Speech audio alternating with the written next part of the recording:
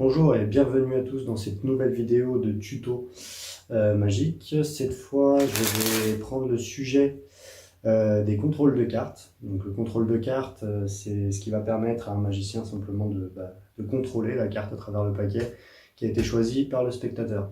Donc pour ce faire, il y a énormément, encore une fois, de façons de le faire, puisque c'est la base un peu de tout tour de close-up ou street magie, etc.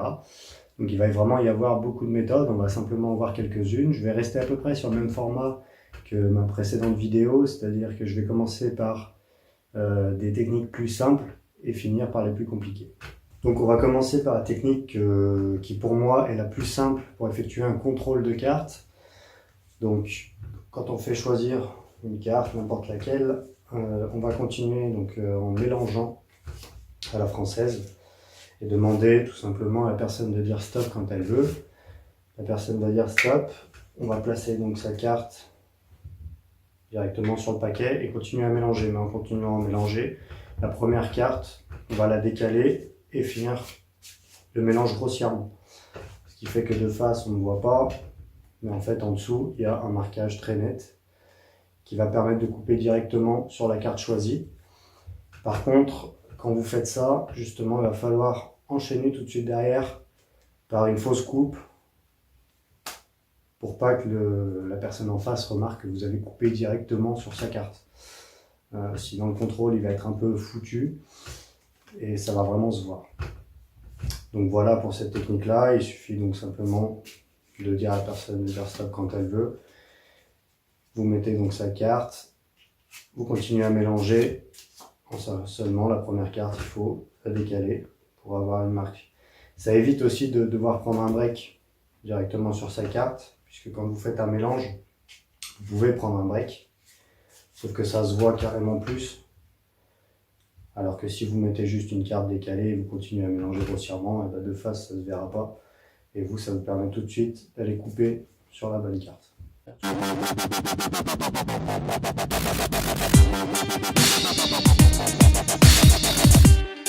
Alors cet effet-là de contrôle de carte, je l'aime bien parce qu'il est assez rapide. Alors par contre, vous ne pouvez pas l'effectuer à 180 degrés, donc avec le public tout autour de vous. Parce que vous allez voir que le point de vue, en fait, il est primordial sur ce contrôle-là. En fait, la carte est choisie. Et en fait, donc, de n'importe quelle façon, comme vous voulez, vous allez prendre un break au niveau de la carte choisie. Et en fait, avec cette main, vous allez cacher l'action. Mais ce que vous allez faire, en fait, c'est ça. Vous allez prendre le paquet là où vous avez pris votre break. Donc avec votre petit doigt qui a pris le break, vous allez le lever.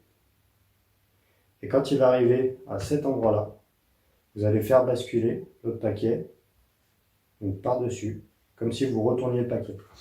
Ce qui fait que de face, on va simplement vous voir retourner le paquet. On vous verra ni mélanger, ni quoi que ce soit. Et juste en retournant donc du coup le paquet, en fait vous allez contrôler la carte sur le haut ou sur le bas. Donc en fait simplement votre break, le petit doigt qui va faire basculer en premier le paquet, et ensuite le reste du paquet qui tourne dessus. Et la carte elle va être directement contrôlée.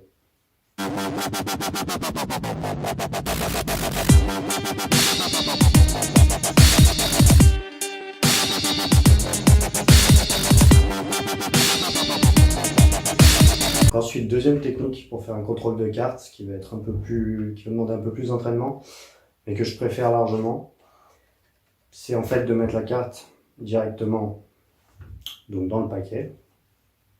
Et en fait, vous allez la faire passer en dessous. Alors comment? En fait, au moment où vous passez la carte, vous allez mettre vos 4 doigts sur le haut de la carte. Et au lieu de la faire rentrer droite, vous allez la faire rentrer par le côté. Ce qui fait que la carte va se retrouver comme ça. Au moment où elle se retrouve comme ça, en fait, vous allez pouvoir la récupérer avec le pouce et la faire basculer à ce niveau-là. Donc une fois que ça c'est fait, vous avez un marquage, vous pouvez la faire passer en coupant sur le dessus, vous allez faire passer dessus, ou en coupant directement sur la carte, vous allez la faire passer en dessous. Et après vous en continuez donc encore une fois avec des faux mélanges quand même pour brouiller un peu les pistes et garder sa carte sur la même position. Voilà. Donc simplement, ce qu'il faut bien retenir, vous la faites passer avec les 4 doigts de travers et ensuite avec votre pouce vous la redressez. Vous allez voir que cette technique-là, elle va vous permettre aussi de faire plein d'autres variantes pour pouvoir récupérer en fait la carte rapidement. Et on va voir ça tout de suite. Donc dans les contrôles de cartes, en fait, ce qui va être vraiment appréciable pour un magicien, c'est de ne pas avoir à couper le paquet, puisque justement l'effet visuel il sera carrément meilleur. Donc en fait, il y a une autre façon de faire, sans couper le paquet. C'est le début est le même. Vous allez mettre la carte où vous voulez. Vous pouvez même demander au spectateur de la mettre où il veut en fait. Simplement, vous allez serrer le paquet pour pas qu'il puisse la rentrer entièrement. La carte, elle va coincer et à ce moment-là, vous prenez vous le relais et vous allez la faire passer en dessous comme tout à l'heure. Une fois qu'elle va être en dessous, en fait, vous allez faire remonter la carte mais en ouvrant un éventail. Donc pour ce faire, une fois que votre carte elle est en dessous, vous allez essayer de la tirer un peu plus vers le bas et faire remonter le paquet pour ouvrir votre éventail. Au moment où vous allez faire ouvrir votre éventail, vous allez faire passer la carte devant et ouvrir l'éventail, puis le refermer tout de suite et la carte elle repasse tout de suite au-dessus. Simplement pour que ça se voit le moins possible, en fait, il faudrait faire descendre à chaque fois un peu la carte, un peu plus, pour qu'au moment où vous ouvrez l'éventail, ce soit plus facile de la faire sortir et passer devant. Vous ouvrez votre éventail, la carte se retrouve sur le haut, et vous n'avez pas eu besoin ni de couper, ni de mélanger, ni de faire quoi que ce soit, la carte elle se retrouve tout de suite en haut.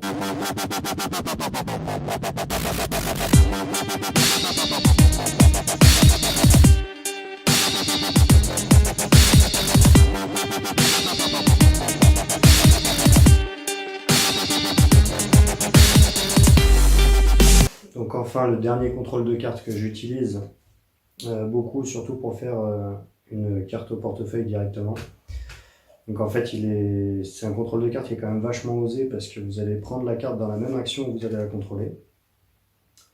Et c'est vrai que ça permet de mettre la carte au portefeuille très très rapidement. C'est pour ça que dans la vidéo, je l'ai montré comme ça. Bien sûr, je ne le présente pas comme ça. Je ne prends pas directement la carte dans le portefeuille et je monte tout de suite le portefeuille. Donc en fait, vous allez faire le même contrôle de départ, passer la carte en dessous. Sauf que tout de suite, la carte, avec votre petit doigt, vous allez la faire glisser plus bas et la prendre entre l'index et le pouce. Ce qui va donc de face cacher la carte. En la faisant passer, en fait, moi ce que je fais, c'est que je mets le portefeuille donc derrière dans la poche arrière. Et au moment où en fait je vais empalmer donc la carte comme ça, je vais tout de suite tendre le paquet et passer la carte dans le portefeuille. Donc je ne vais pas vous expliquer comment marche le portefeuille, hein, parce que forcément ça, il va falloir l'acheter. Mais ce qui est important en fait dans l'action pour pas qu'on puisse voir que vous avez pris la carte, c'est de ne pas reculer tout de suite cette main, mais en fait d'avancer le paquet vers la personne au moment où vous allez prendre la carte. Et lui tendre en disant, tiens, mélange-toi le paquet, et vous allez passer votre carte dans le portefeuille.